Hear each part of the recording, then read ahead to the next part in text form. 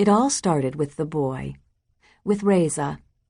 Even when I saw him last, for the last time ever, this summer, when he was and had been for years no longer the same, almost a young man, with the illogical proportions, the long nose, the pimples and cracking voice of incipient adulthood.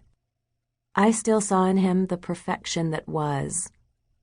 He glows in my mind's eye, 8 years old and a canonical boy, a child from a fairy tale. He walked into my classroom late on the first day of school, grave and uncertain, his gray eyes wide, their millipedic lashes aflutter in spite of his visible effort to control them, not to blink, and above all, not to cry.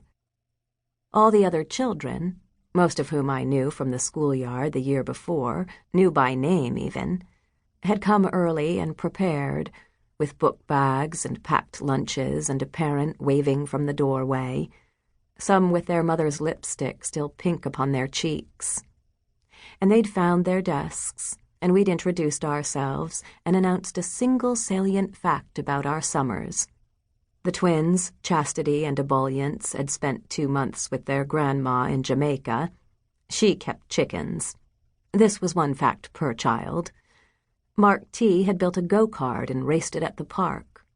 Shishi's family had adopted an 8-year-old beagle named Superior from the pound. "He's the same age as me," she said proudly. And so on. And we were beginning to establish our classroom rules. "No farting!" shouted Noah from the cluster of tables by the window, provoking universal hoots and giggles, when the door opened and Reza walked in. I knew who he must be. Everybody else on my roster was already there. He hesitated. He put his feet in their prim closed-toed sandals very carefully, one in front of the other, as if he were walking on a balance beam.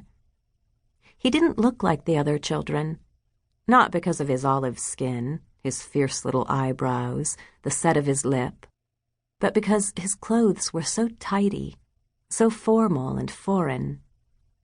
He wore a short-sleeved dress shirt with blue and white checks, and a pair of long navy linen Bermudas pressed by an invisible hand.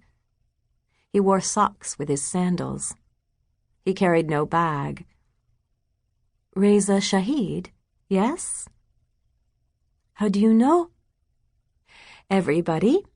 I spun him by the shoulders to face the class. "This is our last new student, Reza Shahid. Welcome." Everyone called, "Welcome, Reza," loudly, and even from behind I could see him trying not to flinch. His scalp retracted up his head and the tops of his ears wiggled.